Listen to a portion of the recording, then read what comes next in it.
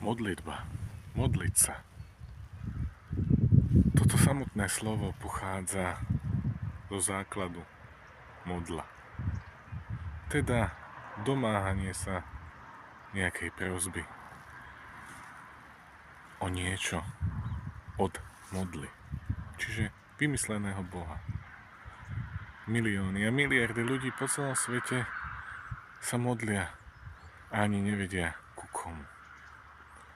Modlia sa k Bohom a božstvám, ktoré sú napísané v knihách.